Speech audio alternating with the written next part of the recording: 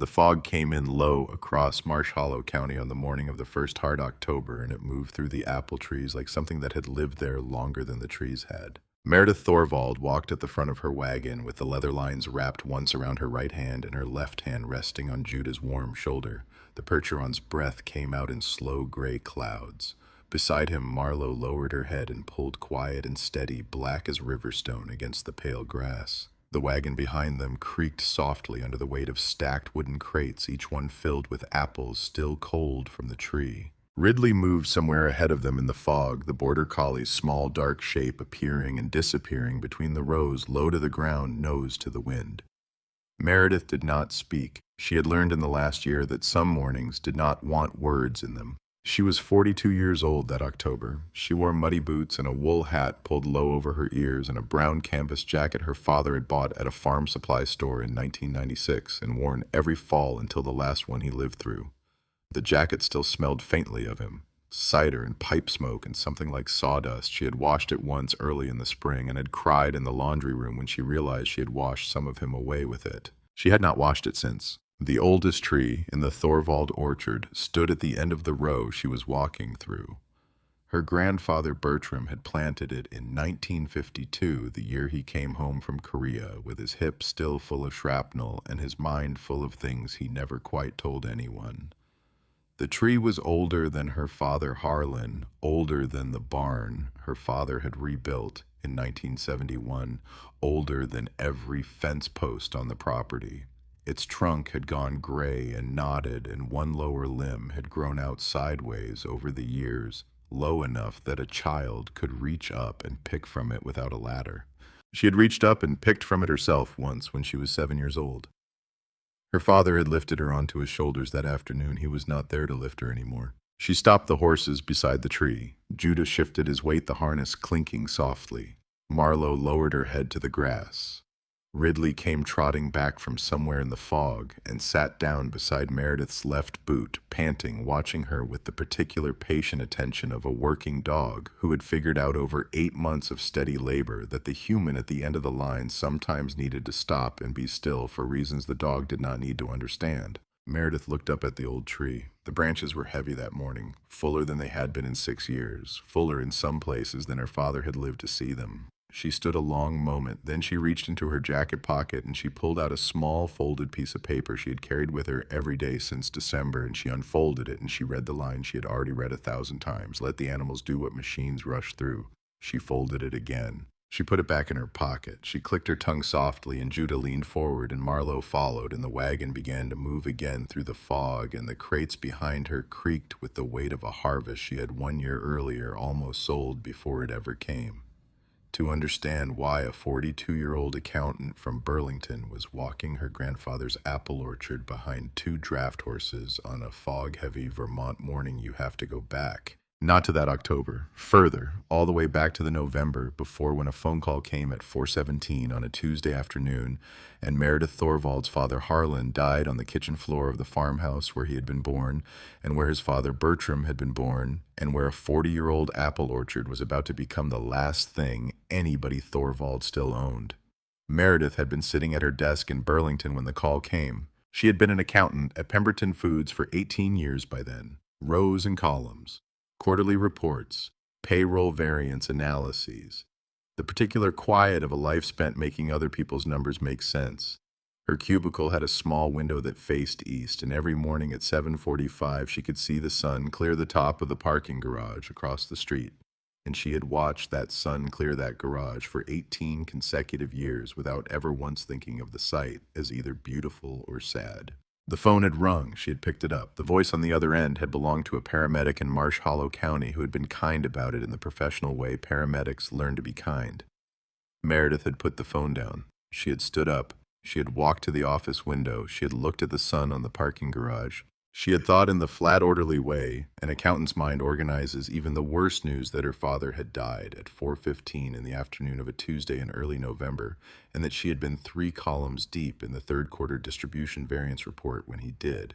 3 days later, she had driven up to the farm. Her brother Colton had flown in from Oregon. He was 38, tall, a mechanical engineer who had left Vermont at 22 and had in the 16 years since come back for exactly 4 Christmases and 2 funerals. He had stood in the farmhouse kitchen the night before their father's service in a black coat that did not fit right anymore, and he had said the thing Meredith had known he was going to say from the moment their father died. "Meredith, we can't keep it." "I know. You have to know we can't keep it." I said, "I know." He had looked at her a long moment. He had said more gently, "We'll get somebody to walk the property, get an appraisal, see what the land is worth. We don't have to decide anything tonight." She had nodded.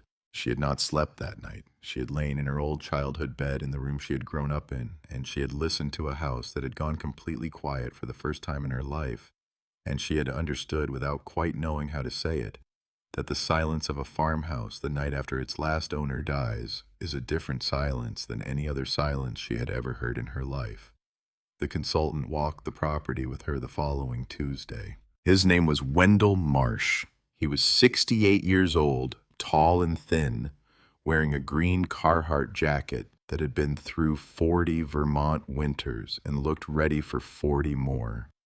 He had grown fruit in Marsh Hollow County for most of his adult life, and he had been in and out of the Thorvald orchard since Meredith was a girl, drinking coffee on the porch, with her father arguing about pruning schedules and rootstock varieties, the particular slow arguments men his age carried on for decades, without either of them ever really needing to win. He walked the rows with her that November morning. He looked at the older trees. He looked at the younger blocks her father had planted in the 1980s. He looked at the compacted soil and the broken fences and the tractor that had not started in 6 months. He did not say anything for a long time. Then he had stopped at the edge of the far block, and he had put his hands in his jacket pockets, and he had said quietly, "Meredith, I liked your father as much as I've ever liked another man.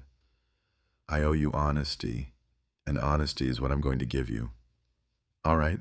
The practical thing is to take out most of the old block, replant on modern spacing, younger rootstock, trellis system. You'd be looking at 5 to 7 years before it produced real income, and you'd need labor and capital neither of you have. The other option is to sell.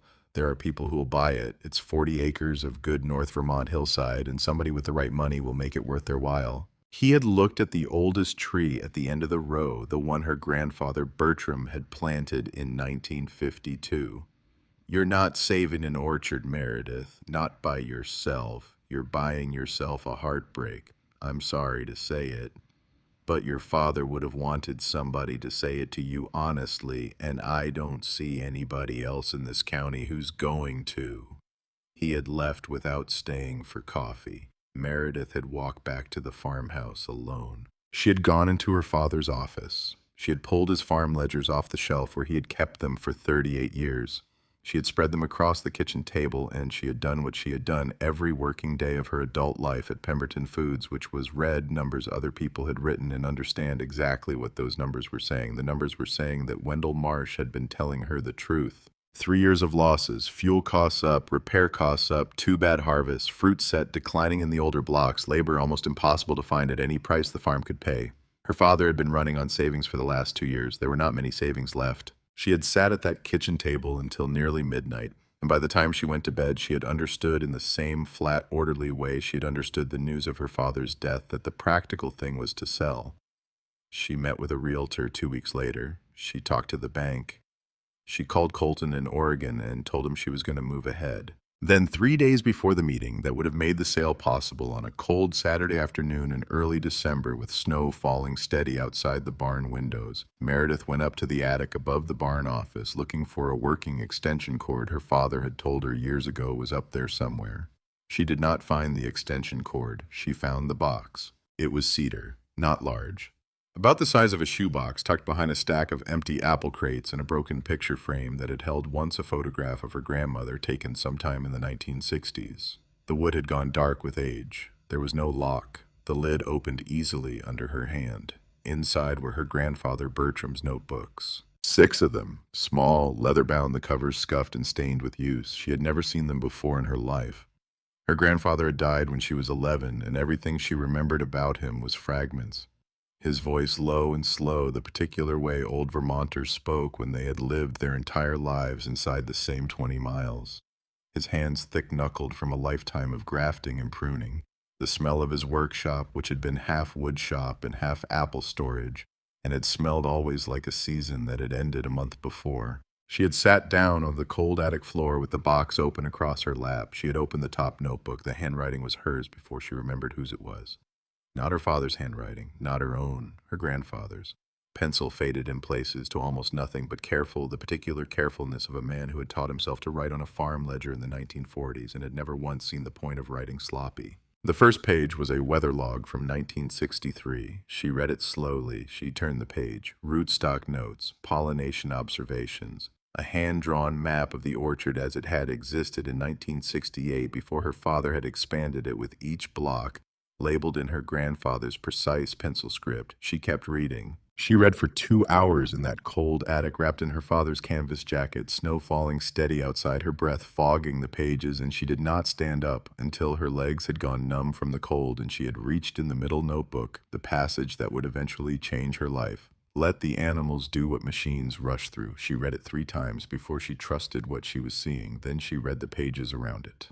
Her grandfather, Bertram, had used draft horses in this orchard until 1967, not as a hobby, not for show. He had used them because the tractor he could afford in 1953 was too heavy for the soft ground in the low blocks, and because horses could work in tight spaces the tractor could not enter, and because a team of 2 Percherons could pull compost through the orchard without compacting the soil the way a machine would. He had kept bees. 24 hives at the height placed along the sun-facing edge of the property. He had written that a good bloom needed more than good weather.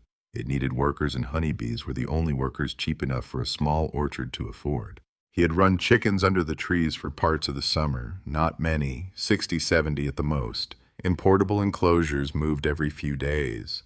He had written that chickens would eat the fallen fruit before it rotted, would scratch through the leaf litter and disturb the pest cycle, would fertilize the ground in thin natural layers that no machine could match. He had written in a passage she read 4 times that most of the pest problems modern orchards paid enormous amounts of money to control could be prevented cheaply and quietly by 50 chickens paying attention. And he had worked with dogs. Farm dogs, not pets, working partners. He had written that a good farm dog was worth 2 hired hands and could not be talked out of the job by weather or fatigue or a better offer somewhere else. Meredith had sat in that cold attic for another hour reading. She had finally closed the notebook. She had noticed then that there was something else in the box, an envelope. It was tucked beneath the last notebook, sealed with the kind of wax stamp Meredith had only ever seen in old movies, her grandfather's initials pressed into the red wax in a hand-carved seal that had probably belonged to his own father before him. The envelope was slightly yellowed with age. The wax was intact, and across the front of it, in her grandfather's careful pencil script, 6 words had been written, and then sometime in the years afterward underlined heavily in blue pen.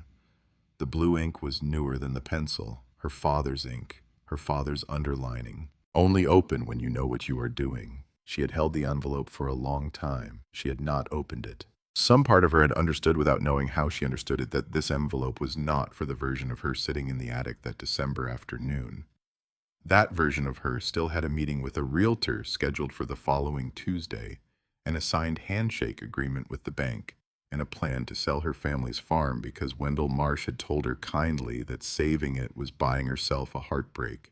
The envelope was for a different version of her. She did not know yet who that version was going to be, but she had known sitting on the cold attic floor with the wax seal warm between her fingers that she was not going to be able to sell this farm on Tuesday, not without at least trying first to become the person the envelope was waiting for.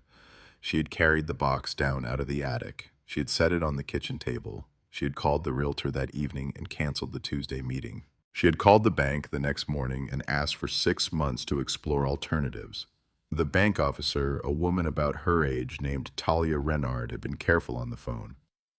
"Meredith, I want to be honest with you. 6 months is a lot to ask given the current state of the note, but your father was one of our oldest agricultural clients, and I want to be reasonable.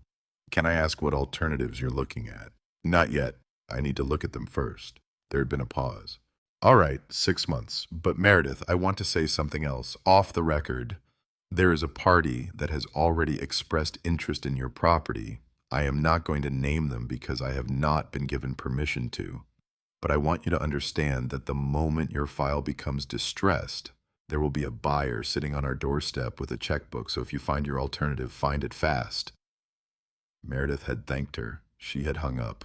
She had gone out to the barn office and pulled her grandfather's notebooks off the kitchen table and carried them out to her car, and she had driven back to Burlington that afternoon and had spent the next 6 weeks doing what she had spent 18 years at Pemberton Foods training herself to do. She had read, she had researched, she had done the math. She had visited a small horsepower vegetable farm in upstate New York that used a match team of percherons for row cultivation, and she had spent a Saturday walking their fields with the owner, a woman named Ida Kessler, who was 61 and who had over 3 decades replaced almost every tractor pass on her farm with a horse. She had driven 2 hours south to meet with an old teamster named Rolf Wickham, who still worked with draft horses on a maple sugaring operation, and who had explained to her over 4 hours of coffee and 3 cinnamon rolls exactly what a working draft horse cost per month to feed, shoe harness house, and keep sound. She had called a beekeeper who lived 20 miles from her farm, a man named Ansel Broughton, and she had asked him on the phone whether he would be willing to place 40 hives along the sun-facing edge of the Thorvald orchard in exchange for a share of the honey sales and access to the bloom nectar.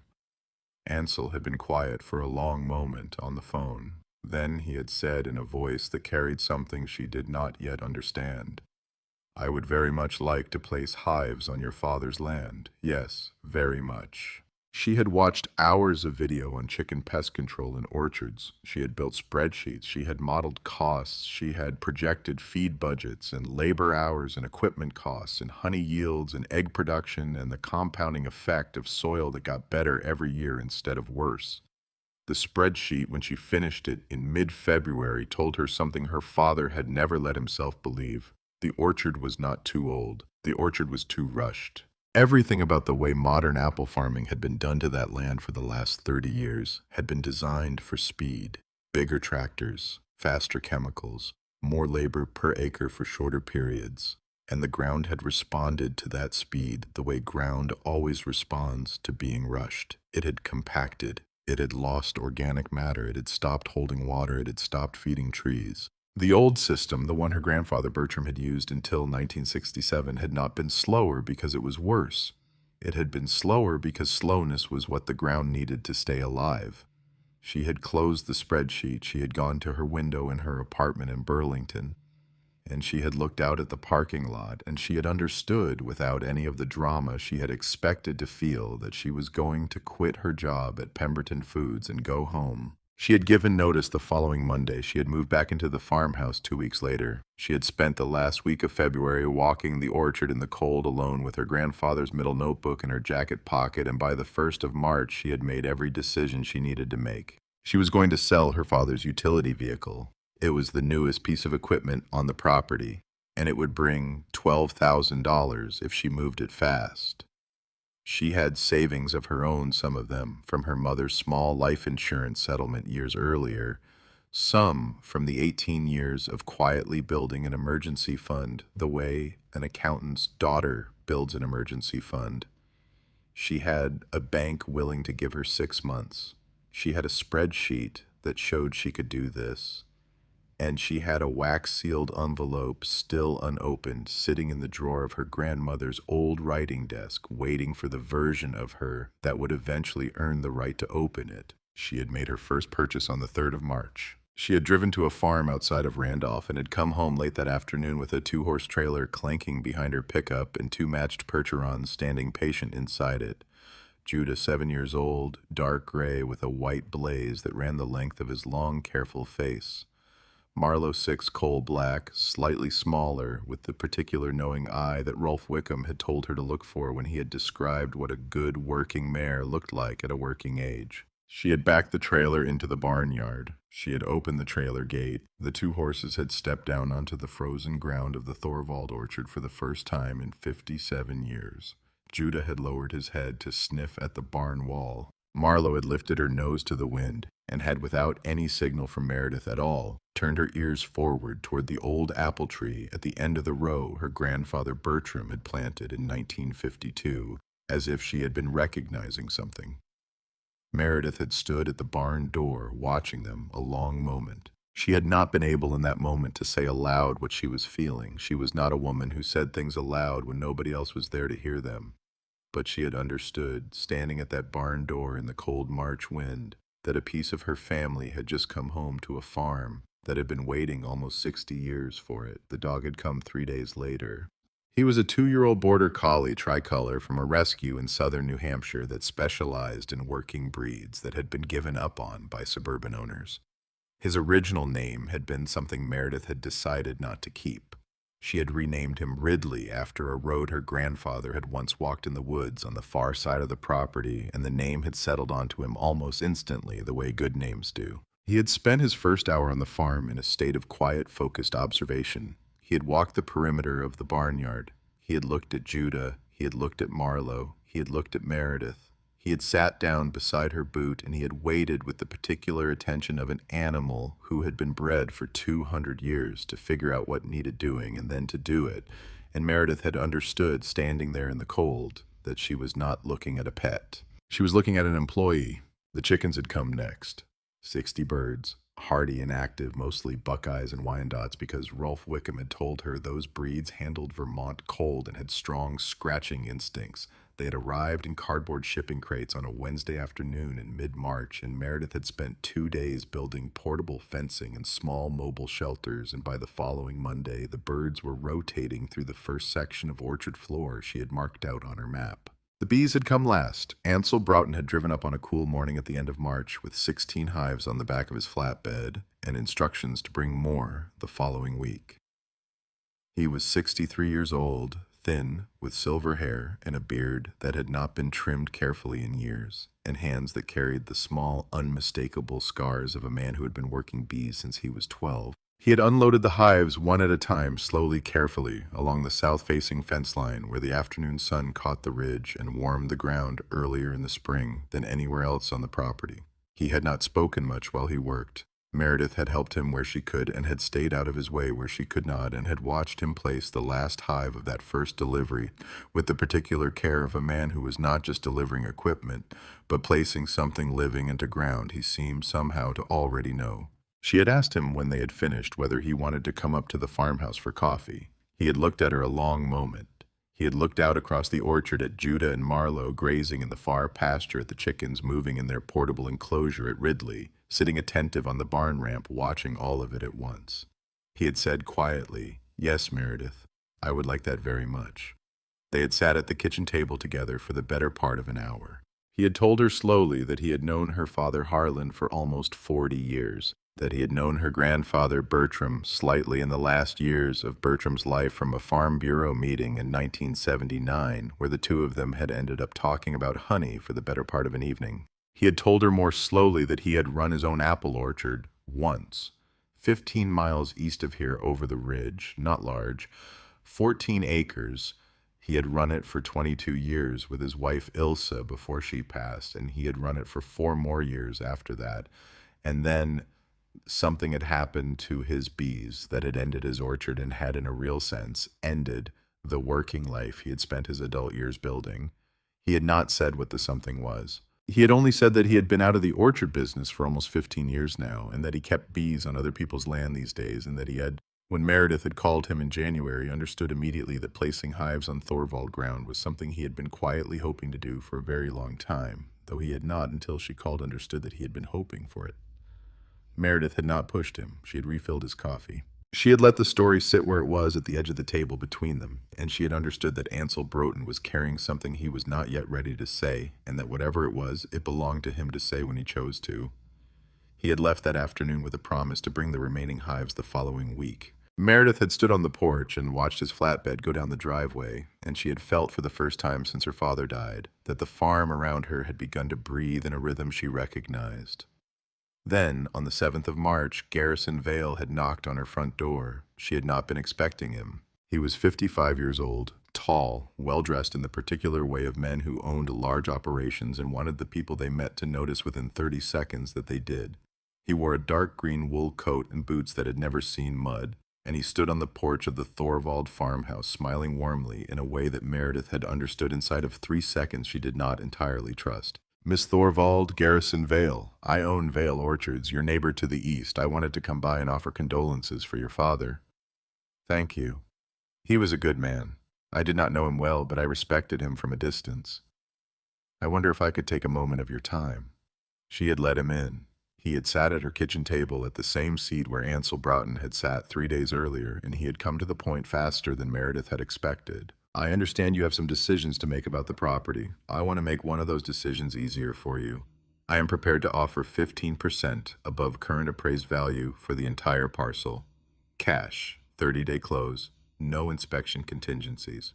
I would give you full title to the farmhouse and the acre it sits on if you wanted to keep the house. You could stay in your father's home. You could sell me the orchard, retain the residence, walk away with a significant amount of capital and no further obligation. Meredith had not answered right away. She had looked at him. She had understood watching his face that Garrison Vale had rehearsed this speech, that he had delivered it to grieving landowners before. That the language of it, the particular careful phrases about staying in your father's home and walking away clean, had been worked out over years by a man who had bought a lot of land from a lot of people who had not at first wanted to sell it. Mr. Vale. Please, Garrison. Mr. Vale, I appreciate the offer. I am not able to give you an answer today. The smile had not left his face, but something behind it had shifted very briefly in a way she noticed because she had spent 18 years reading the faces of executives at Pemberton Foods. Of course. Take whatever time you need. I do want to say, Miss Thorvald, that the offer has an expiration. I would like your response within 30 days. After that, I cannot guarantee the price. I understand. He had stood. At the door, he had paused. He had looked out at the barnyard where Ridley was sitting on the ramp watching a delivery truck turn around in the driveway, and where a cardboard chick shipping crate still sat empty on the porch. You have some interesting purchases here, Miss Thorvald. I do. I do hope you are not planning to try to run this operation yourself. It is a significant undertaking. Your father struggled with it. Your grandfather worked hard for what he had. I am aware of what my family worked for, Mr. Vale. He had held her eyes a moment longer. Then he had smiled again warmly, and he had said, 30 days, Miss Thorvald. He had walked to his truck. He had driven away. Meredith had stood on the porch for a long time after he left. The wind moved through the orchard. Judah lifted his head from the far pasture and looked toward the house. Ridley came to the porch and sat down beside her boot without being asked. She thought about her grandfather's notebook, about the passage in the middle, about the sealed envelope in the drawer of her grandmother's writing desk. She thought about Ansel Broughton, whose hives were already sitting along her south fence line, and who had told her at her kitchen table that something had happened to his bees 15 years ago and had not yet told her what. She thought about Garrison Vale's smile and the smoothness of the language he had used, and the way he had looked at her chickens like a man appraising something he had not yet decided to want. She went inside. She called Talia Rennert at the bank. Talia, it's Meredith Thorvald. Meredith, everything all right? Garrison Vale came to my house today with an offer. There had been a long pause on the line. Meredith had heard in that pause the sound of a woman making a decision. Meredith, there is something I probably should not tell you, but I am going to tell you because I have known your family for a long time and because I do not believe Garrison Vale came to your house without knowing what he was doing when he did it. What is it? He has been asking about your note. He has offered to purchase it from us if your account becomes distressed. I have not agreed. I do not intend to agree, but I need you to understand what you are dealing with, Meredith. Garrison Vale does not want your land. He wants the price of your land after you have run out of options. Meredith had gone very quiet. She had thanked Talia. She had hung up. She had walked back out onto the porch. The March sun was still weak, but it was falling on the shoulders of Judah and Marlowe in the far pasture, and it was lighting the tops of the apple trees, and Ridley was sitting attentive on the barn ramp watching the road. and inside her jacket pocket the folded piece of paper her grandfather had written 70 years earlier said what it had said since she found it in the attic on a cold December afternoon: let the animals do what machines rush through. She looked out across her father's orchard. She looked at the oldest tree at the end of the row her grandfather had planted in 1952. She said out loud to nobody who could hear her, "Not this land, not this one." Somewhere in the sun-warmed grass along the fence line, Ansel Broughton's bees were beginning for the first time since her father's death to move out of their hives. The wax-sealed envelope sat in the drawer of her grandmother's writing desk, still unopened, still waiting for the version of her that had not yet arrived and would not arrive. She understood now, until she had earned it. The phone rang inside the house, Colton calling from Oregon. She did not answer. She stood on the porch a long moment longer, and the wind came up through the orchard, and Ridley lifted his head, and Meredith Thorvald, 42 years old, 18 years an accountant, and 8 days a farmer, understood that whatever was coming for her over the next 12 months was already on its way. She was not ready for it. She was going to have to become ready for it. She went inside. She picked up the phone. She called her brother back. "Colton, Meredith, I got your voicemail from last week about the horses. I bought them." There had been a long silence on the line. "Meredith, are you out of your mind?" "I am not out of my mind, Colton. I am going to save Dad's orchard." "With horses." "With horses and bees and chickens and a dog and Grandpa Bertram's notebooks, which I found in the attic in December and which I have been reading for 3 months and which are telling me exactly what this farm needs. And I am telling you now so you know that I have declined an offer from a man named Garrison Vale who tried to buy the property this afternoon. And I am going to keep declining offers from him until I run this operation into the ground trying, or until the harvest comes in and proves me right." Another silence. Then Colton had said more quietly, "Meredith, are you sure? Really sure?" "No, Colton, I am not sure. I have never been less sure of anything in my life, but I am doing it anyway, and I would like you to be my brother while I do it." He had not answered right away. When he had, his voice had been different than it had been in every conversation the two of them had had since their father died. "All right, Meredith, all right. I am your brother." She had thanked him. She had hung up. She had gone out to the barn. Judah had lifted his head from his hay when she came in. Marlowe had turned her long black neck to watch her. Ridley had already been at her heels. She had leaned her forehead against Judah's warm gray shoulder in the quiet of the barn, in the dust and the hay smell and the low late afternoon light, and she had stayed there a long moment without moving. 12 months. 12 months to prove that her grandfather had been right. 12 months to prove that the ground her father had died on could still, at 40 acres and 80 years old, and 3 seasons of losses deep, come back to life if somebody was patient enough to let it.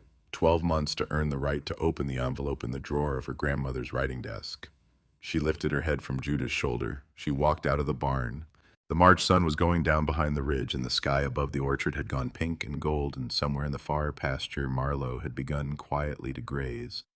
And the first honey bees of the spring were still moving in the sun-warmed grass along the fence line, and Ridley walked at Meredith Thorvald's heel as she went back up to the farmhouse to make her first supper as a woman who had that afternoon finally chosen who she was going to be. The first month on the Thorvald farm taught Meredith exactly how little she had understood about the animals she had brought onto her family's land. Judah refused on the 3rd morning of March to walk through a narrow section between the older apple rows because a piece of black plastic had come loose from the fence line and was flapping in the wind. Meredith had stood in the cold mud with the leather lines in her hands and had for a full 10 minutes tried every technique Rolf Wickham had described to her over coffee back in January. She had spoken low. She had turned Judah in a slow half circle. She had let him approach and back off and approach again. The gray Percheron had planted his enormous hooves and had watched that piece of plastic with the particular attentiveness of a horse who had at 7 years old seen every version of every trick a human being had ever tried on him, and had decided with the deep, patient certainty of his breed that no woman with cold hands was going to talk him past a flapping thing he did not trust. Meredith had finally walked over to the fence, untied the plastic, and stuffed it into her coat pocket. Judah had walked forward without a word from her. Marlowe, the black mare, had watched this from the near side of the harness with what Meredith had come in the weeks since to recognize as amusement. That had been the third morning. On the fifth morning, Marlowe had figured out how to lean her considerable weight against the gate of the barnyard paddock until the latch popped open and she had walked calmly out into the far pasture at 4:30 in the morning to eat clover. Meredith had woken to Ridley's low growling at the bedroom window, had gone out in her nightgown and her father's canvas jacket and boots with no socks, and had spent 40 minutes in the dark leading a 900-pound draft mare back through wet grass by the leather cheek strap of a halter she had barely known how to put on a week earlier. On the eighth morning, Ridley had lost his mind. The chickens had been in their portable enclosure for 4 days by then, and a section of orchard Meredith had marked out on her map for pest cycle interruption. The border collie had watched them at first with the quiet, focused attention of a working dog studying a job he did not yet understand. Then on the eighth morning, a mockingbird had flown low across the enclosure, and Ridley had, for reasons Meredith would spend the next hour trying to reconstruct, decided that the mockingbird was his responsibility, and that the chickens were an acceptable path to reach it. He had gone through the electric netting like it wasn't there. The chickens had scattered, not slowly, not partially, 60 birds in every direction at once, into the raspberry brambles that ran along the east side of the orchard, into the tall grass under the older trees over the low field stone wall her grandfather had built in 1959. Meredith had stood in the middle of the empty enclosure with her coffee mug still steaming in her hand and had understood with the flat clarity of a woman whose entire spring plan had just in 90 seconds undone itself that she had approximately 6 hours of daylight to get 60 chickens back inside a fence before the coyotes woke up. She had spent that day on her hands and knees crawling under low-hanging apple branches, calling to birds that had no reason to come to her, coaxing hens out of raspberry canes that had drawn thin, bloody lines across every bare inch of her arms. Ridley had been shut in the barn since the moment of the breakout. He had watched her through the barn window with an expression Meredith could not quite read. By dusk, she had recovered 54 chickens. The other 6 were, as far as she knew, still out somewhere in the brush. She had gone back to the farmhouse in the last light with her hands scratched raw, her boots caked with mud, her back locked up in the particular way a back locks up when a woman past 40 has spent 9 hours crouched under fruit trees. And she had sat down at the kitchen table without taking her boots off, and had, for the first time since her father died, put her head in her hands and cried until she could not cry anymore. The phone had rung during that. She had let it go. When she had finally raised her head 40 minutes later, she had checked the voicemail. It had been Colton from Oregon. "Meredith, it's your brother. Just checking in. Call me when you get a chance. I love you." Nothing else. No questioning.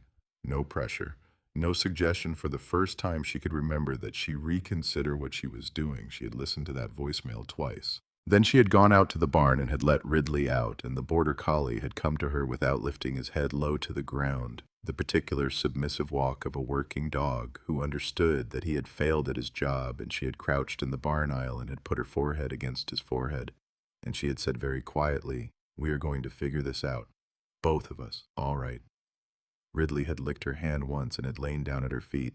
The next morning, Meredith had started training him from the beginning. Not with the chickens, with herself. She had walked the barnyard for 2 hours back and forth, teaching him the 4 cues Ralph Wickham had told her to teach first.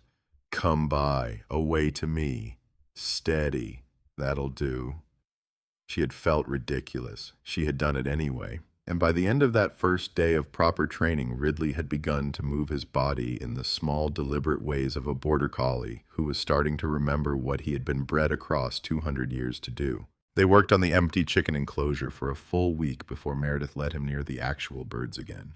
She had understood by the end of that first month that she was not training Ridley.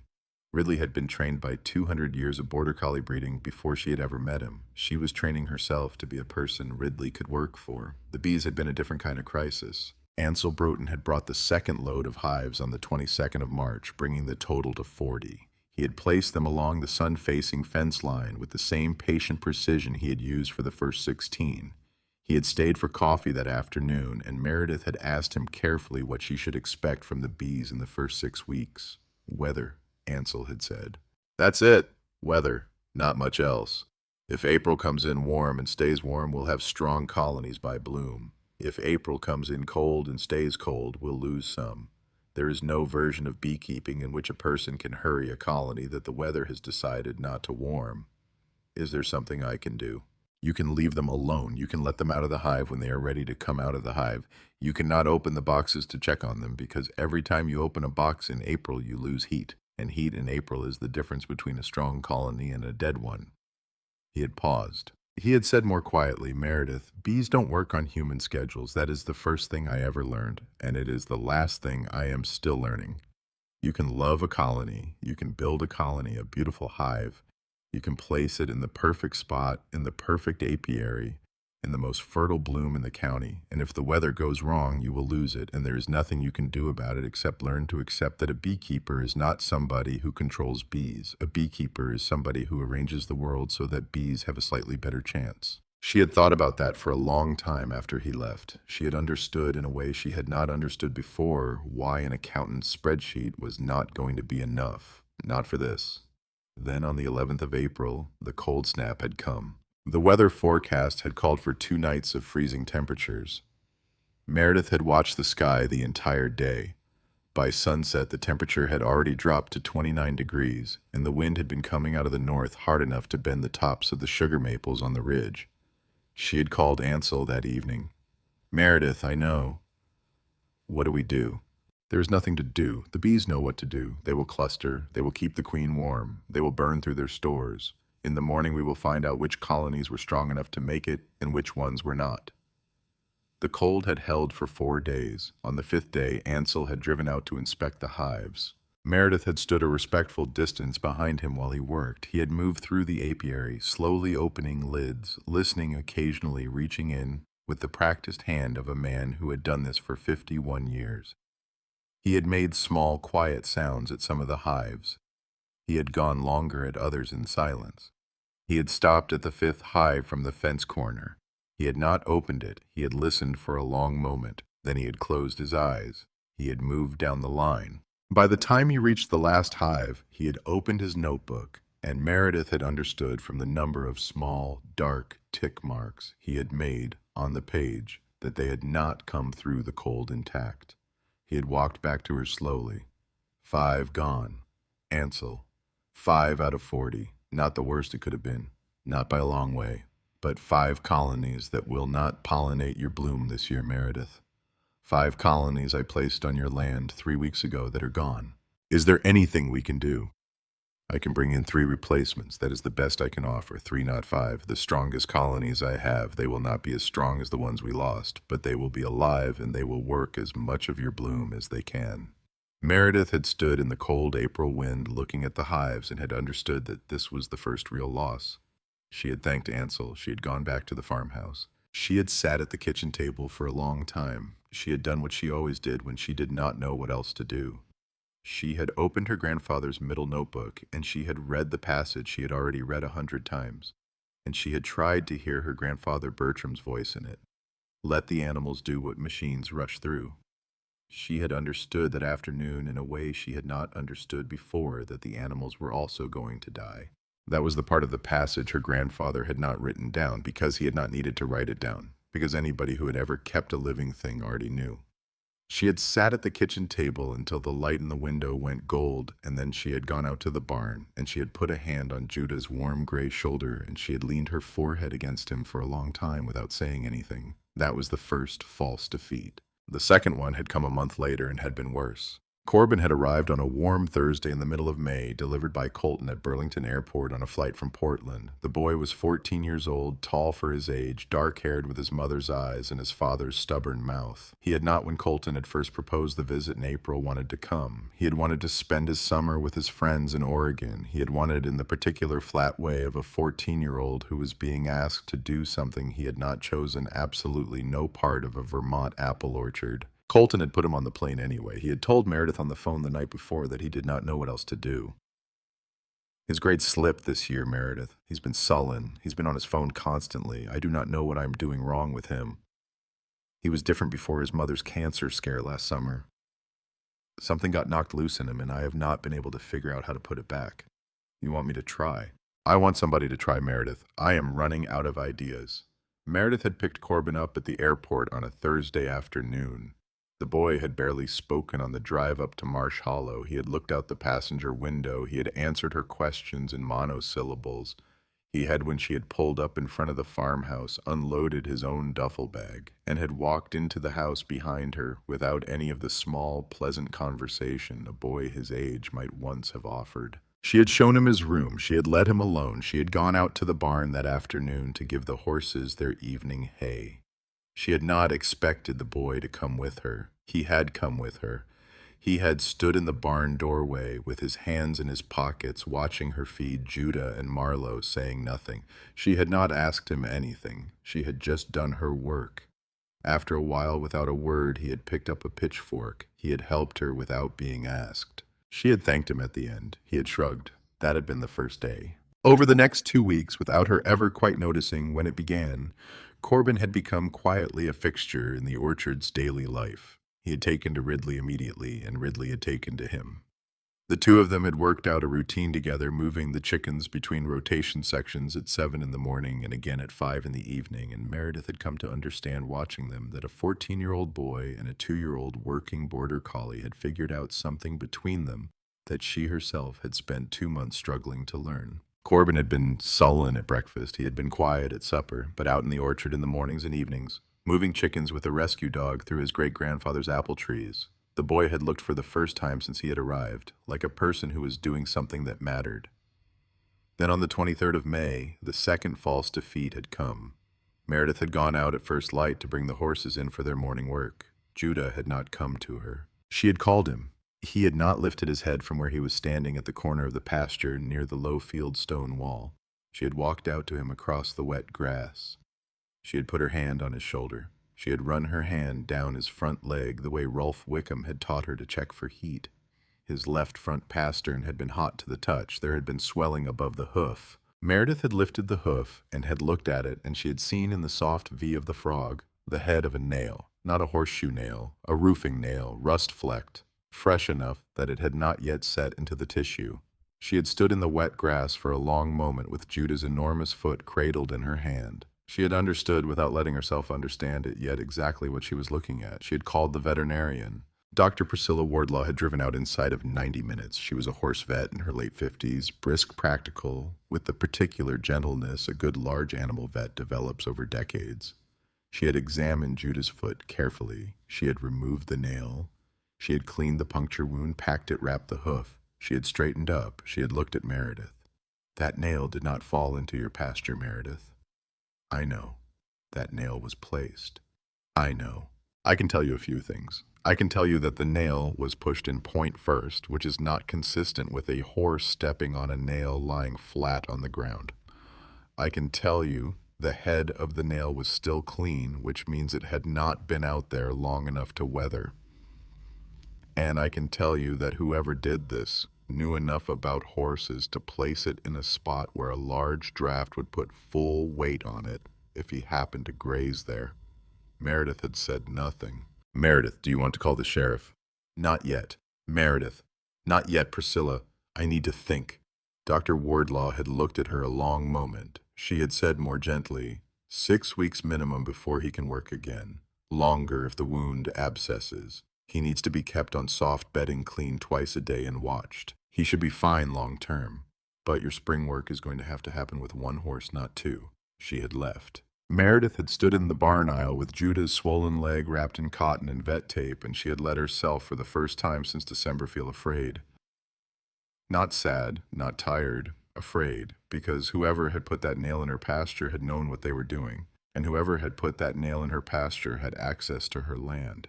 And whoever had put that nail in her pasture had wanted more than anything for her to lose her ability to work through the spring. She had thought about Garrison Vale. She had not been able to prove anything. She had spent the next 3 days walking her fence line personally, section by section, looking for anything else that had been placed. She had found nothing. She had, on the 3rd day, extended her fence line inspection out into the section that ran along Vale Orchards' western boundary, and she had noticed standing there in the warm May sun that a section of her own fencing had been quietly and carefully cut and then reset in a way she would not have noticed if she had not been looking. She had photographed it. She had said nothing to anybody. She had called Colton that night and had told him about the nail.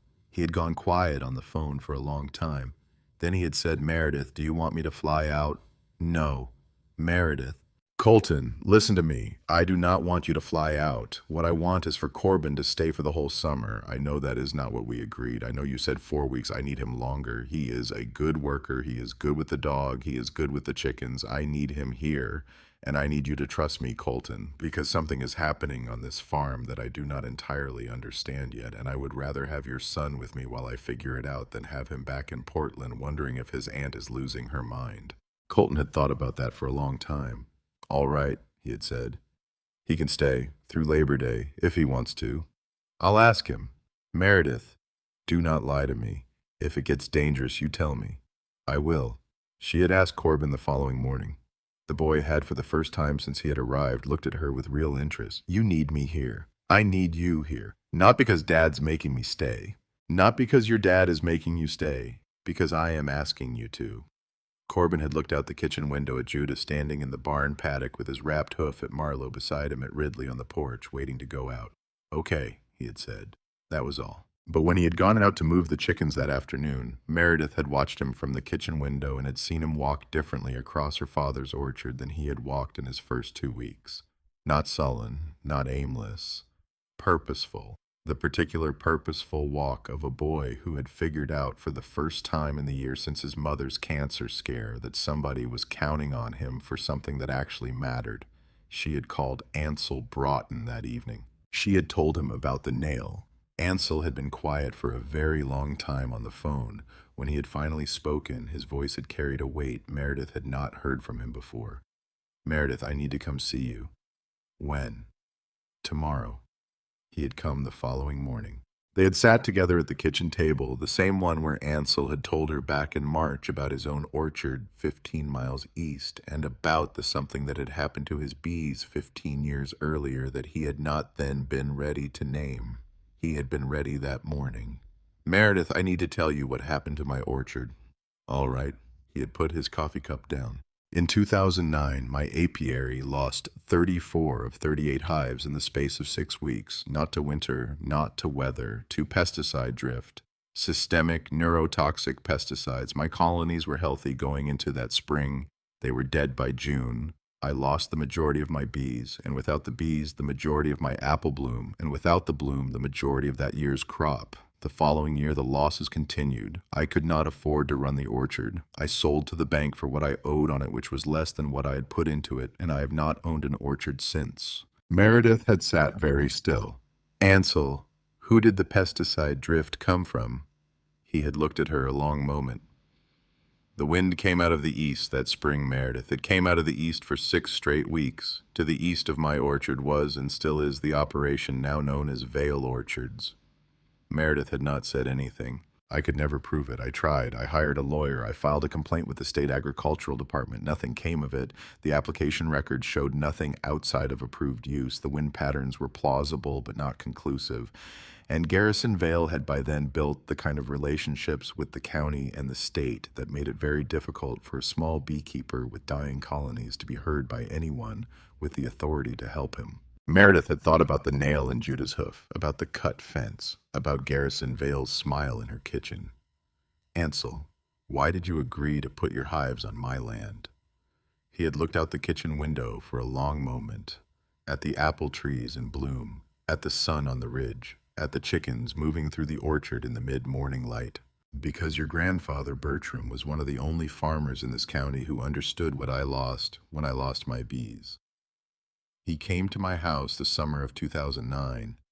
He drove out unannounced. He sat with me on my porch. He told me that whatever had happened to my colonies had happened because we live in a world that has forgotten how to farm slowly, and that if I ever wanted to work bees again on land that would not kill them, I should call him. Did you call him?"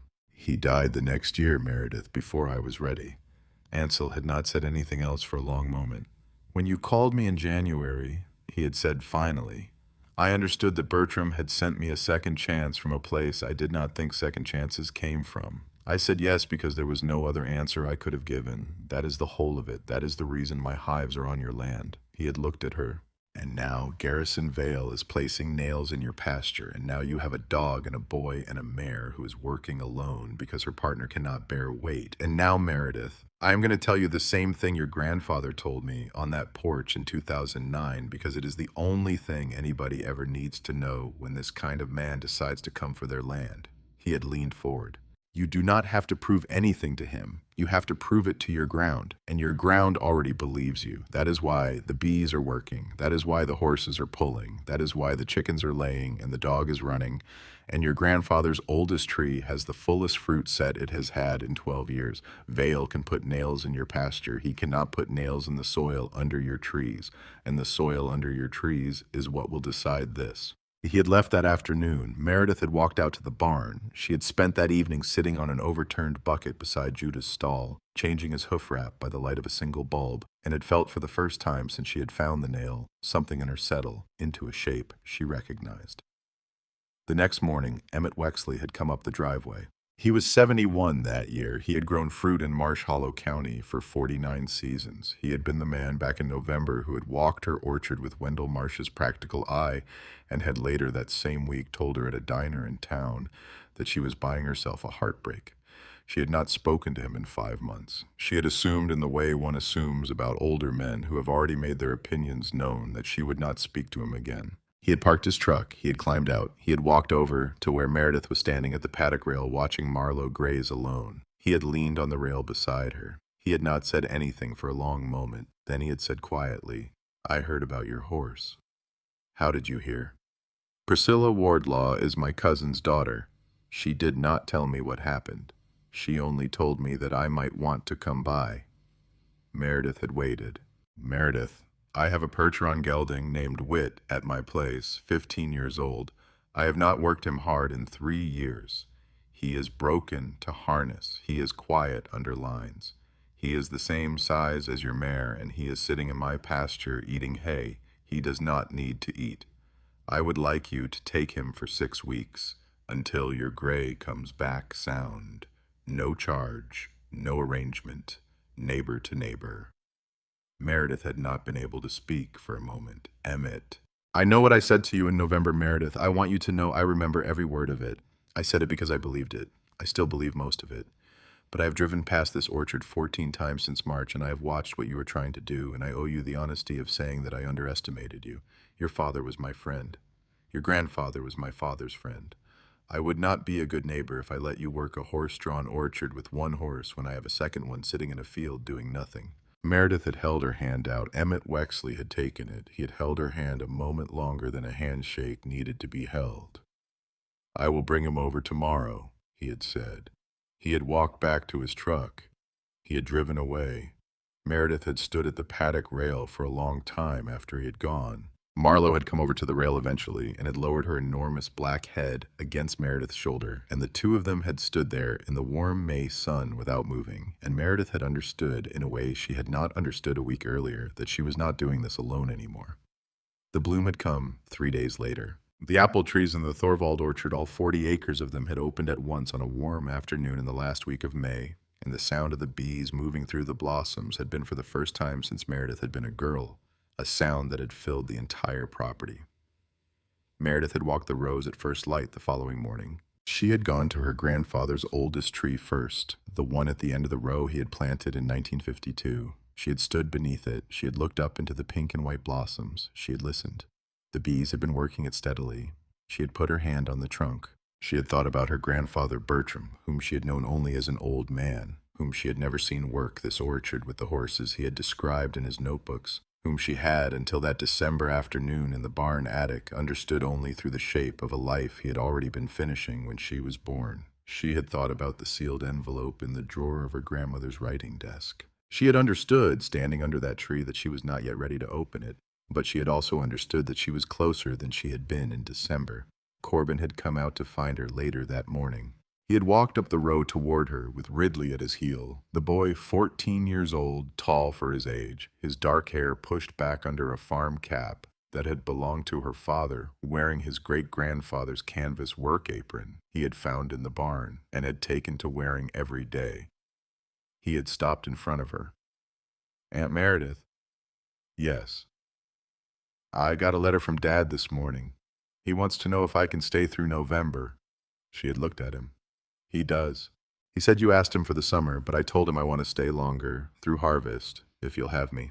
She had put her hand on the back of his neck. She had not said anything. Corbin had leaned into her hand briefly in the particular way of a boy who was not yet a man but was no longer a child, and then he had straightened up and had gone back to work walking down the row with Ridley at his heel into the pink and white bloom of an orchard that had that morning finally begun to look like the place it was supposed to be. The sheriff's deputy had come to the farmhouse the following Tuesday. Meredith had called them 2 days after Emmett had brought Whit over once she had decided that she was going to.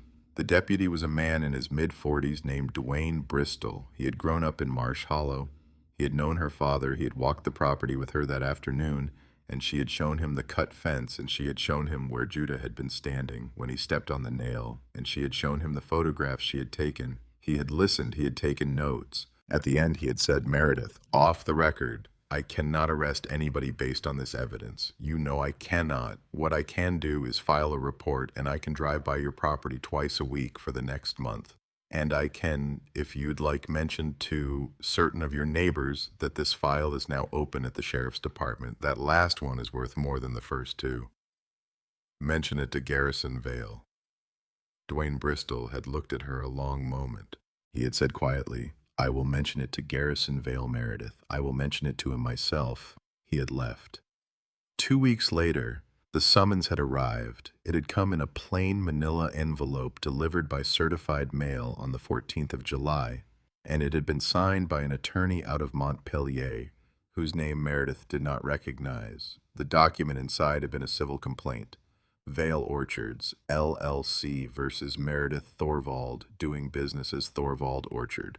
The complaint had alleged that the honeybees operated by Ansel Broughton on Thorvald property had been crossing the fence line into Vale Orchards in numbers sufficient to constitute a nuisance, and that Vale Orchards had suffered financial harm as a result of said bees interfering with routine spraying operations, contaminating fruit intended for a specific market, and causing hive-related disturbances to Vale Orchards employees. The complaint had requested that all 40 hives be removed from Thorvald Orchard within 30 days. It had scheduled a hearing before the county court on the 3rd Tuesday of September. Meredith had read it once. She had read it again. She had put it down on the kitchen table, and she had stood at the window looking out at the orchard, at the bees moving in the summer light through the blossoms that had 6 weeks earlier begun the pollination that would decide the harvest, and she had understood exactly what Garrison Vale was doing. He was not trying to win the lawsuit. He was trying to make her spend money defending it. She had called Ansel that evening. She had told him. He had been quiet for a long time on the phone. Then he had said in a voice she had not heard from him before, "Meredith, I need to see you tomorrow. There is something I have been holding back. It is time I told you." She had hung up. She had gone into her grandmother's writing room. She had opened the drawer of the old writing desk. She had taken out the sealed envelope her grandfather had left in the cedar box in the attic, the one marked in his careful pencil script and underlined heavily in her father's blue pen. "Only open when you know what you are doing." She had held the envelope in her hands for a long moment. She had put it back in the drawer. She had closed the drawer. Not yet. She was not ready yet. But she understood standing there in the quiet of her grandmother's writing room in the warm July evening, closer than she had ever been. Outside in the last light, Corbin had been moving the chickens with Ridley and Marlowe, and Whit had been standing side by side at the pasture rail watching him work.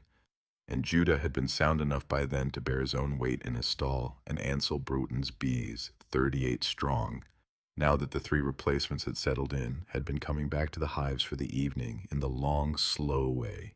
Bees come back to a good apiary at the end of a good day. Somewhere over the ridge in an orchard 15 miles east that Garrison Vale now owned but had not built, Ansel Bruton was writing down on a legal pad by his kitchen table everything he had been holding back for 15 years. The story he was going to tell her tomorrow was going to change everything. Meredith Thorvald did not know that yet, but she was going to know it by the end of the week. Ansel Broughton arrived at the Thorvald farmhouse at 9 the next morning with a manila folder on the passenger seat of his truck and a look on his face Meredith had not seen from him in the 5 months since he had first placed a hive along her south fence line. She had already put the coffee on. She had heard his truck coming up the drive from a quarter-mile away, and she had known from the sound of him downshifting at the mailbox instead of at the turn that he was carrying something heavier than usual. He'd come up onto the porch. He had taken his cap off. He had held the manila folder against his chest with both hands, the way a man holds something he has been carrying for years and does not entirely know how to set down. She had opened the door. "Come in, Ansel." He had followed her into the kitchen. He had sat down at the same seat he had sat in back in March and again in May, when he had told her about his own orchard and about the something that had happened to his bees. He had put the manila folder on the table between them. He had put his cap on top of it, brim up, and had left his hand resting on the cap for a long moment before he had lifted it away. "Meredith, there is a reason your grandfather Bertram drove out to my house in 2009. I know there is. I need to tell you what the reason was. Because if I do not tell you before that hearing in September and Vale's lawyer succeeds in what he is trying to do, I will not forgive myself for the rest of my life." She had poured his coffee. She had sat down across from him. She had not said anything. He had opened the folder. Inside had been a letter, yellowed at the edges, handwritten on lined paper, dated the 7th of July, 2009, addressed simply at the top to Ansel Broughton, signed at the bottom in the careful pencil script Meredith had come to know as well as her own handwriting, Bertram J. Thorvald. Ansel had turned the letter so it faced her. He had said quietly, "Read it." She had read it. Her grandfather had written it 3 months before he had passed. She had known that immediately because she had known when her grandfather had died. She had been 11. It had been October of that same year. The letter had been written when Bertram had already known, though the doctors had not yet formally told him that he did not have much time left. The letter was 2 pages long. It began in the way her grandfather had begun most of his written correspondence, with weather. Then it moved to bees. Then it moved to what her grandfather had come to understand over the previous decade about a man named Garrison Vale. Bertram had written that Vale had come to see him twice in 1998 and again in 2003 with 2 different offers to purchase 40 acres of Thorvald land at the northern edge of Vale's property.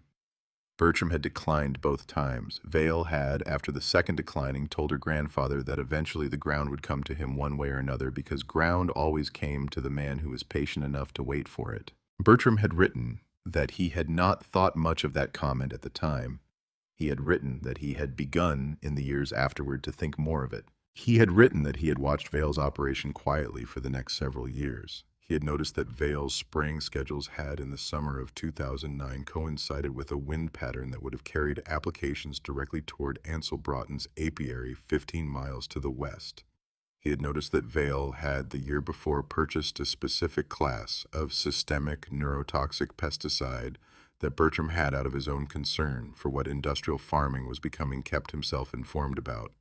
He had noticed, most importantly, that Vale had made 2 purchase inquiries about Ansel's own orchard property in the 18 months prior to Ansel's bee losses, and that Ansel had in both cases declined to sell. Bertram had written that he could not prove Vale had done it deliberately. He had written that he did not need to prove it to know it. He had written that he was leaving the letter with Ansel and a copy of the same letter with his son Harlan, and that if either of them ever needed the letter in a court of law or in a public hearing or in any circumstance where a man like Vale came for something they owned, they should present the letter and let the record show what one old apple farmer had come to understand about his neighbor before he died. Meredith had finished reading. She had put the letter down on the kitchen table. She had not been able to speak for a long moment. Ansel had watched her carefully. "Meredith, there is a second copy of this letter. With my father. With your father. Bertram gave it to Harlan the same week he gave me this one. I have not asked your father what he did with it. I have assumed all these years that Harlan kept it somewhere on the farm." Meredith had understood in that moment exactly where the second copy was. She had stood up. She had walked into her grandmother's writing room. She had opened the drawer of the old writing desk, and she had taken out the sealed envelope with her grandfather's initials pressed into red wax, and the 6 words written in careful pencil and underlined in her father's blue pen. She had carried it back to the kitchen. She had set it on the table beside Ansel's copy of the letter. She had said, very quietly, "I have been waiting to open this until I knew what I was doing." Ansel had looked at the wax seal. He had looked at the ink. He had looked at Meredith. "Meredith, you know what you are doing." She had broken the seal. Inside had been the second copy of the letter in her grandfather's same careful pencil, and beneath it a second sheet of paper her grandfather had not given to Ansel. A single page dated the 9th of July, 2009, addressed to Harlan Thorvald. Her father's copy had contained an additional page. The additional page had been a private note from a father to a son. Harlan, her grandfather, had written, "If ever a Thorvald grandchild inherits this farm, and if ever Garrison Vale appears at her door with an offer, give her this letter. Do not give it to her before she has begun the work. Give it to her when she has already chosen. She will need to know then that she is not alone in what she is about to do. Your father, Bertram." Meredith had read the note 3 times. She had folded it slowly. She had set it beside the letters. She had understood, sitting there in the quiet of her farmhouse kitchen with her hands resting on paper. Her grandfather had written the summer he was dying that she was not the first Thorvald to face Garrison Vale. She was only the first one who had been given a choice about how to face him. She had looked up at Ansel. "We are going to that hearing." "We are, and we are going to bring everything." "Yes, Meredith, we are." She had stood up from the table. She had gone to the phone. She had called Talia Renard at the bank. "Talia, it's Meredith Thorvald. I need the name of an agricultural attorney, the best one you know." Talia had been quiet on the line for a moment. Then she had said, "I know exactly who to call. Give me an hour." The agricultural attorney's name was Odessa Framingham, and she was 58 years old, based out of Montpelier, and had spent 31 years representing small Vermont farms in disputes with larger operations. She had driven out to the Thorvald farmhouse 2 days after Meredith called her. She had sat at the kitchen table for 4 hours, reading her grandfather's letters, Ansel's records of his colony losses in 2009, the state agricultural department's rejection of Ansel's original complaint, the veterinarian's report on Judah's puncture wound, and the photographs Meredith had taken of the cut section of fence along the Vale boundary. She had closed the folder at the end of those 4 hours. She had taken her glasses off. She had said, "Meredith, I'm going to be honest with you about 2 things. The first is that we are not going to win the case Vale has filed against you, not because we are wrong, because the case is procedural. He is not asking a court to say your bees are illegal. He is asking a court to require you to remove them. That is a nuisance action. The bar for it is very low. We will lose the ability to keep hives at their current density on your south fence line. We may lose the ability to keep any hives within a certain distance of the Vale boundary. That is the shape of what we are going to lose. And the second thing is that we are going to use his own lawsuit to expose him, because Vale filed a civil action, which means Vale is now subject to discovery, which means we can request his spraying records, his purchase records, and his internal communications going back further than his attorney would ever have allowed him to volunteer. And your grandfather's letters give me exactly the reason a judge will grant that discovery. Vale did not know when he filed the suit that a dying apple farmer had written down what he suspected about him in 2009. He does not know that your grandfather's letters exist. He is about to find out." Meredith had sat with that for a long moment. "So we are going to lose the hearing. We are going to lose the immediate remedy, and we are going to win something much larger." "What?" "His reputation, Meredith, in this county, in this state, among every farmer and every regulator and every bank officer who has ever done business with him. Because once the discovery goes on the public record of a civil action, everything comes into daylight. Everything." Meredith had thought about that. She had thought about Ansel Broughton losing 34 hives in 6 weeks in 2009. She had thought about Emmett Wexley being pressured into selling 20 acres 5 years ago. She had thought about a nail in Judah's hoof and a cut section of fence and a smile in her own kitchen in March. She had said, "Do it." Odessa had filed the discovery motion the following Monday. Vale's attorney had opposed it in every way procedural rules allowed. Odessa had prevailed in stages over the next 4 weeks. By the middle of August, the state court had granted a full production order. Vale's spraying records for the 2009 growing season became part of the public court file. His internal communications became part of the public court file.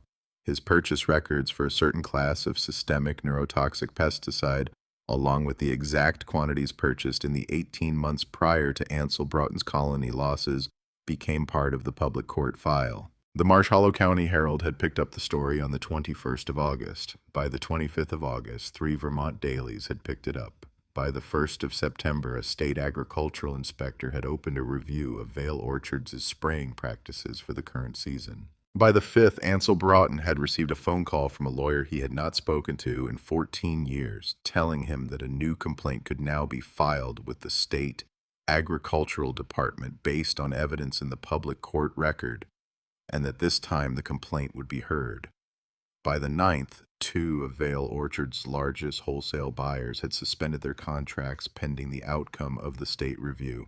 The hearing on the original nuisance action against Meredith's bees had taken place on the third Tuesday of September as scheduled. Meredith had walked into the county courthouse that morning with Odessa Framingham on one side of her and Ansel Broughton on the other. Corbin had been at home watching the farm with Ridley and the horses. Colton had flown in from Oregon the night before. He had sat in the second row behind her in a dark coat that finally fit right, watching everything with the still, quiet attention of a brother who had spent 9 months learning how to be his sister's brother again. Garrison Vale had been at the plaintiff's table. He had not looked at Meredith when she came in. Emmett Wexley had been in the back row of the gallery, hat in his lap. Talia Rennard had been in the third row in her professional suit notebook open in her hands. The hearing had lasted less than 2 hours. Odessa had argued precisely that the density of hives on the Thorvald property was consistent with normal agricultural beekeeping practice in the state of Vermont. She had submitted expert testimony from a University of Vermont apiary specialist, entered into evidence Ansel Broughton's operational records, and shown the court that no formal state complaint had ever been filed against the current Thorvald hives from any neighboring landowner other than Vale Orchards. The judge had asked Vale's attorney a series of specific procedural questions. Vale's attorney had answered them. The judge had asked Odessa a series of specific procedural questions. Odessa had answered them. The judge had ruled from the bench. She had ordered that hives within 150 feet of the Vale boundary be relocated within 30 days. She had declined to require the removal of any hives beyond that setback.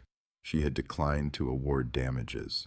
She had noted for the record that the court had before it in a separate action a substantial body of evidence bearing on the operational practices of Vale Orchards, and that any further nuisance actions arising between these two properties would be reviewed with the full weight of that evidentiary record.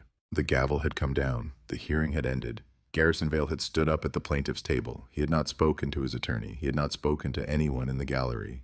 He had walked out of the courtroom with the particular quiet dignity of a man who had understood somewhere in the previous 2 hours that he had just lost far more than the case he had come to argue.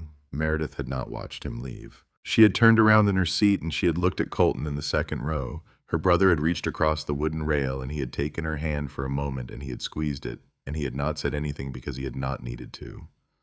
Odessa had gathered her papers. Ansel had put a hand on Meredith's shoulder as she stood up.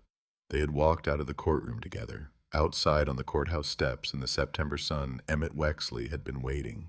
He had taken his hat off when Meredith came out. "Meredith, Emmett, I would like to say something in front of your lawyer, in front of Ansel, in front of your brother, because I did not say it in that courtroom, and I should have said it in that courtroom, and I am going to say it now." He had turned so that he was facing Meredith directly. "In 2020, Garrison Vale came to my property with an offer to purchase 20 acres of my northern block. He offered me a price that was above appraised value. I was going through a difficult financial year. My wife had been in and out of the hospital. I signed the contract on his terms without consulting my son, and I have regretted it for 5 years. I did not know at the time that Vale had known certain things about my financial situation that were not public record. I did not know that he had gotten that information from a bank officer at Marsh Hollow Federal who has since been let go for what were called improper disclosures. I did not know any of it until this July when your lawyer's discovery motion opened certain records I had never before had the ability to see." He had paused. "I bought that 20 acres back last month. Odessa Framingham helped me structure the purchase. Vale did not want to sell. He had no choice given the circumstances. And I want you to know, Meredith, that I would not have been able to do that if you had not stood up first. I would still be watching my son grow up on a farm that had been diminished by a man I had trusted. And I owe you for that. I will owe you for that until I am under the same ground as your father." He had put his hat back on. He had held out his hand. Meredith had taken it. They had stood there a long moment on the courthouse steps in the mild September sun. The old apple grower and the accountant's daughter who had come home to save her father's orchard, and Odessa had watched them from a discreet distance, and Ansel had watched them from a discreet distance, and Colton had watched them from the top step with his hands in his pockets and something in his face that Meredith had not seen on him since he was a boy. The State Agricultural Review had concluded in November. The findings had been released publicly on the 14th. Vale orchards had been found in violation of application setback requirements in the 2009 season and in 3 subsequent seasons for which discovery records had been available. Fines had been substantial but not ruinous. What had been ruinous was the certification loss. Vale orchards had been suspended from the state's premium fruit program for a period of 3 growing seasons. 2 of Vale's largest wholesale contracts had terminated permanently. A third had been renegotiated at significantly lower prices. Garrison Vale had not spoken publicly about the findings. By the beginning of the following year, his operation had been listed for sale. Not the whole thing, sections of it. The northern acreage first. The blocks closest to Ansel Broughton's original orchard 15 years after Vale had quietly, and without anybody being able to prove it, ended Ansel's working life. Ansel had not tried to buy any of it. He had told Meredith one evening in October on the porch of the Thorvald farmhouse with the sun going down behind the ridge that he did not want land Vale had held for 15 years and that he was content in the 7th decade of his life to keep his bees on Thorvald ground for as long as she would have them. She had told him she would have him forever. He had believed her. The harvest of that first year had come in during the middle 2 weeks of October. It had been the best harvest the Thorvald orchard had seen in 12 years. Not a miraculous harvest, not the kind of crop that gets written up in agricultural magazines, but a good one. Cleaner fruit than the year before.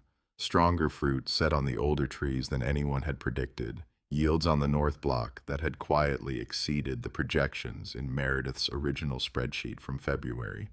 The tractor had been used 6 times over the course of the harvest. 6 times in a season, when it would previously have been used 60. Judah had come back sound in early August. He had worked the harvest alongside Marlowe, pulling wagons through the rows, the same way his ancestors had pulled wagons through Thorvald ground in the 1950s and 60s. Whit had gone home to Emmett Wexley's pasture at the end of July sound and well-conditioned, and Emmett had told Meredith at the time that Whit could come back any spring she needed him. Colton had flown in from Oregon on the morning of the 4th of October, and he had stayed for the entire harvest. He had worked in the orchard every day. He had loaded apples into wagons. He had eaten supper at his father's kitchen table every night. He had spent long evenings on the porch with Meredith and Corbin, talking quietly about the year, about their father, about the way certain things had settled into place that Colton had not understood in March could ever settle into place. On the 7th of October, Corbin had filmed his short video. He had done it in the mist of an early morning from the edge of the fence line with his phone held at hip level and no particular plan for what he intended to do with the footage. Judah and Marlowe had walked slowly through the fog, pulling a wagon stacked with crated apples. Meredith had walked beside them with the leather lines in her hand. Ridley had trotted ahead through the mist. The old trees had glowed in the low morning light, and the fog had risen off the frost on the grass, and Corbin had filmed for about 90 seconds before he had lowered his phone and had simply watched. He had shown the video to his father that evening. Colton had watched it twice. He had said quietly, "Can I post this? Do you think Aunt Meredith would mind?" I do not think Aunt Meredith would mind at all. Colton had posted the video the following morning on his own account with a caption that had said nothing more than that his sister had saved their father's orchard with horses, bees, chickens, a rescue dog, and a stubborn belief that the old ways still knew what they were doing. He had not thought much of it. By the second day, the video had been shared by 7,000 accounts. By the 4th day, it had been picked up by 2 regional food publications and 1 national podcast on small farm agriculture. By the end of the 2nd week, cars had been pulling into the driveway of the Thorvald orchard on Saturday afternoons, in numbers Meredith had not seen since her father was still alive. Some had come for apples, some had come for honey, some had come because they had seen the horses in the video and had wanted in the middle of a life that had felt to them for years like it was moving too fast to stand at a fence line for an hour and watch 2 working draft horses pull a wagon through an orchard the old way. Meredith had put up a sign at the roadside stand. It had said in hand-painted white letters on a green plank, "Thorvald Orchard. Apples, eggs, honey, animals at work. Please respect the birds." Talia Rennert had come out to the farm the last week of October. She had come alone. She had parked in the driveway. She had come up onto the porch. Meredith had opened the door before she had knocked. They had stood on the porch together for a moment. Talia had said quietly, "Meredith, I am here on my own time. I want to say two things, and then I want to talk about your note if you are willing." "All right. The first thing is that I did not act soon enough on what you told me in March. When you called me and said Vale had made you an offer, I told you what he was doing, but I did not tell you everything I already suspected. I had suspected for years. I had not acted on it. I was afraid of what would happen to my job. That was a personal failure on my part, and I want you to know that I understand it now and that I have thought about it every week since." "Talia, the second thing is that our bank is prepared to restructure your equipment note on significantly more favorable terms, not because of the harvest, though the harvest matters. Because I am the loan officer of record for your file. Because Colton is co-signing, which changes what we can offer, and because Marsh Hollow Federal is quietly reassessing certain of its relationships with agricultural clients, and I have been given specific latitude by our new agricultural director to make sure your file in particular is handled correctly." Meredith had thanked her. She had invited her in for coffee. They had sat at the kitchen table for the better part of an hour. By the time Talia had left that afternoon, Meredith had signed a term sheet that had reduced her monthly note payment by nearly a third, extended the repayment schedule, and released the personal guarantee her father had originally provided. The Thorvald farm, for the first time in 9 years, had been financially stable. Colton had come out to the porch after Talia's car had gone down the drive. He had sat down beside his sister on the top step. He had not said anything for a long moment. Then he had said, "Meredith, I want to ask you something. I have been thinking about it for a while. I am not going to be upset if you say no. Ask me." "Corbin wants to come out every summer. Not just this summer, every summer, until he's old enough to decide on his own where he wants to be. He has not said it to me directly. He has said it to his mother twice and once to his cousin in Portland. I have not asked him about it because I did not want him to think I was pushing him. But I would like, if you are willing, for him to come out every summer through high school, and for us, his mother and me, to bring him for shorter visits at other times too. Because he is different when he is here, Meredith. He is better." She had not answered right away. She had reached over and taken her brother's hand. She had said quietly, "Colton, he is welcome here every summer. He is welcome here every weekend. He is welcome here for as many days as you and his mother can spare him. He is a Thorvald. This is Thorvald ground. He should know it as well as we did when we were his age." Colton had squeezed her hand. He had said more quietly, "Thank you." They had sat on the porch together a long time after that. The last of the leaves had been coming off the trees. Ridley had come up onto the porch and had lain down between them. Somewhere out in the far pasture, Judah and Marlowe had been standing side by side against the west fence, their long necks stretched over the top rail, watching the sun go down behind the ridge in the way horses watch a familiar horizon after a long day. Emmett Wexley had come by on the 29th of October. He had brought his son, a man in his early 40s, whom Meredith had not seen in nearly 20 years, and the two of them had walked the property with her quietly on a mild afternoon, with the last of the harvest crates stacked in the packing shed and the trees mostly bare and the ground already beginning to firm under the first light frosts. They had ended their walk at the oldest tree in the row her grandfather had planted in 1952. Emmett had stood beneath it for a long moment. He had said, "Your father would have liked this, Meredith." She had looked up into the bare branches. She had looked at the old gray trunk. She had looked at Emmett Wexley, 71 years old, who had told her in November of the previous year that she was buying herself a heartbreak, and who was standing beside her now on a mild Vermont afternoon with the light going long across the pasture. She had said, "So would my grandfather." Emmett had nodded. He had not spoken again for a while. Then he had said quietly, "I remember the day he planted this tree. I was 3 years old. My father brought me over. Bertram was still a young man. He had just come home from Korea. He was thinner than the man you would remember if you remembered him at all. He was standing here in this exact spot, and he said something to my father that day that my father repeated to me every year on his birthday for the rest of his life." "What did he say?" "He said, 'This tree is not for me. This tree is for whoever comes after me.' And my father said, 'That is a long way to think ahead, Bert.' And your grandfather said, 'You can only really farm ground by thinking that far ahead. Otherwise, you are just moving dirt.'" Meredith had not been able to answer for a moment. She had put her hand on the old trunk.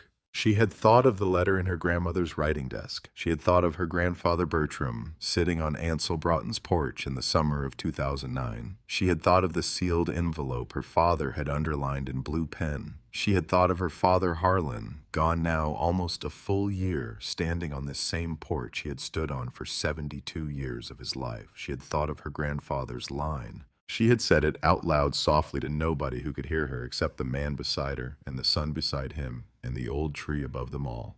Let the animals do what machines rush through.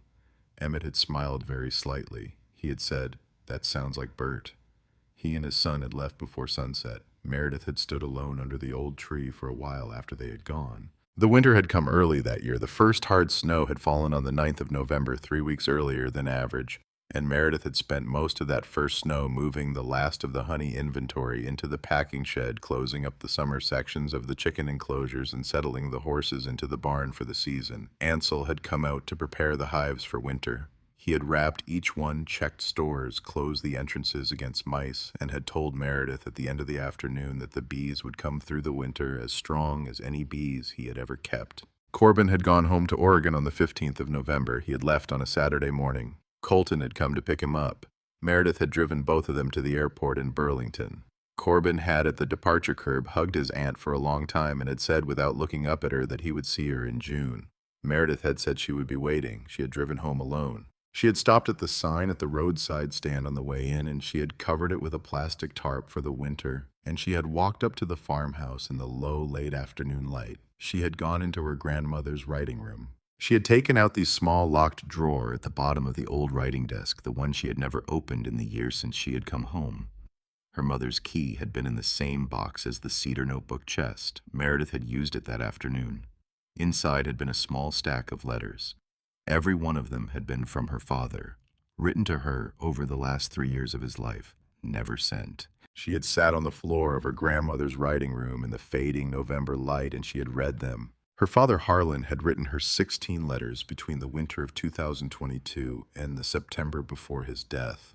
Some of them had been short, some of them had been long. All of them had been about the farm and about the possibility of her someday coming home to it, and about what he would have wanted her to know if he had ever found the courage to say any of it out loud. The last letter had been dated the 12th of September, 2 months before he had died. He had written that he had begun to believe he was not going to make it through the winter. He had written that he had begun to think about what would happen to the orchard after him. He had written that he had in his desk drawer a sealed envelope his own father had left him 15 years earlier, and that if she was ever brave enough to come home and try to save this place, he wanted her to know that she was not the first Thorvald who had held that envelope in her hands and not yet been ready to open it. He had written in the last paragraph of that last unsent letter that he had once, when he was 12 years old, watched his father Bertram plant an apple tree at the end of the row closest to the barn, and that his father had said something that afternoon that Harlan had never forgotten. "This tree is not for me. This tree is for whoever comes after me." Harlan had written that he understood now at 71 years old exactly what his father had meant. He had written that he hoped more than he had ever hoped for anything that Meredith would come home. Meredith had sat in her grandmother's writing room until well past dark, holding her father's last letter in her hands. She had not cried. She had not made any sound at all. She had folded the letter carefully. She had put it back in the drawer with the other 15. She had locked the drawer. She had put the key on the desk in plain view where she would be able to find it again whenever she needed it. She had gone out to the barn one last time before sleep. The snow had been falling in slow, steady flakes by then. The barn had smelled of hay and old wood and the quiet, clean smell of 2 draft horses at rest for the night. Judah had lifted his enormous gray head over his stall door when she came in. Marlowe had made a soft, low sound of welcome from the stall beside him. Ridley had walked at her heel the length of the barn aisle and had sat down beside her when she stopped at Judah's stall door. Meredith had put her hand on the gray horse's face. She had said out loud in the quiet of the barn, "We made it through the first year." Judah had leaned his head into her palm. Marlowe had lowered her long black neck and had, in the slow, patient way of a good working mare, watched her mistress from the next stall. Meredith had stood there for a while longer. Then she had gone back to the farmhouse through the falling snow in the last light of a November evening at the end of the first full year she had ever lived on the ground her grandfather had planted for whoever would come after him. somewhere in the drawer of her grandmother's writing desk, 16 letters from a father who had never quite known how to speak to his daughter while he was alive were resting now in the hands of the person he had written them for. Somewhere along the south fence line of the Thorvald orchard, 38 beehives were closed against the winter, tended by an old beekeeper who had 15 years earlier lost everything he owned and had. In this 1 year gotten back something that mattered more than anything he had lost. Somewhere over the ridge in an orchard 15 miles east, a man named Garrison Vale was preparing to spend the winter making phone calls to buyers who no longer took his calls, and to bankers who no longer trusted his signature, and to a state agricultural office that was no longer willing to look past what it had been shown. And somewhere in the far corner of the north block, at the end of the row, her grandfather had planted in 1952, an old apple tree stood bare against the falling snow, older than the barn. Beside it, older than the fences around it, older than 3 generations of Thorvald hands that had cared for it, and it stood there patiently, the way it had stood for 72 years, waiting for the next bloom and the next harvest, and the next Thorvald who would come home to work under it. Meredith Thorvald went inside her father's house. She turned the porch light off. She banked the fire in the kitchen stove. She checked one last time the ledger on the counter where she had begun in March of that year, keeping her own farm records in her own pencil script. She wrote at the bottom of the last page for the year one line. Year 1. Ground held, family kept, bees came through. She closed the ledger. She turned out the kitchen light. The snow kept falling. The horses breathed slow and warm in the barn. The old tree at the end of the row stood in the dark. And in the morning, Meredith Thorvald, 42 years old, 1 year an orchardist and 1 year a Thorvald returned, would rise before the sun and would go out to feed her animals and to walk her fences and to begin in the quiet way her grandfather had begun before her, the second year of a life she had 12 months earlier almost let go.